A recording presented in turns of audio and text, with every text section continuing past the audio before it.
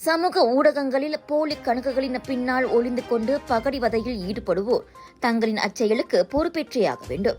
தைரியமாக பேச தெரிந்தவர்களுக்கு, மற்றவர்களை சாடத் தெரிந்தவர்களுக்கு அதன் பின் விளைவுகளை ஏற்றுக்கொள்ள மட்டும் கசக்குமா என தொடர்புத்துறை அமைச்சர் ஃபமி ஃபட்சில் கேள்வி எழுப்பியிருக்கின்றார்.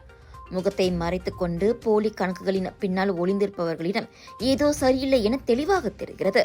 தங்கள் மீது தவறில்லை என்றால் அவர்கள் நிச்சயம் முகத்தை மறைக்க மாட்டார்கள்.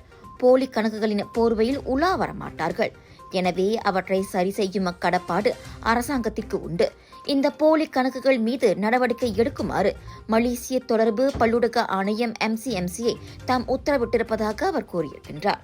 டிக்டாக் மட்டுமின்றி முகநூல் நேரலையின் போது வரம்பு மீறிய அநாகரிகமான மற்றவர்களை அச்சுறுத்தும் விதமாக கருத்துக்களை பதிவேற்றுவோரை அடையாளம் கண்டு MCMC நடவடிக்கை எடுக்க வேண்டும் என ஃபாமி கூறியுள்ளார்.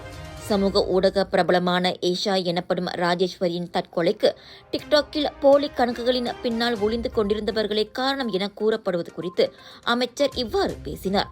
ஏஷா விஷயத்தில் டிக்டாக் நேரலையின் போது சிலர் கும்பலாக சேர்ந்து கொண்டு தகாத வார்த்தைகளால் அவரை பகடிவதை செய்ததை ஃபாமி சுட்டிக்காட்டினார். சமூக ஊடகங்கள் பிள்ளைகளுக்கும் பாதுகாப்பாக இருப்பதை உறுதி செய்வது அனைவரின் பொறுப்பாகும் என அவர் குறிப்பிட்டார்.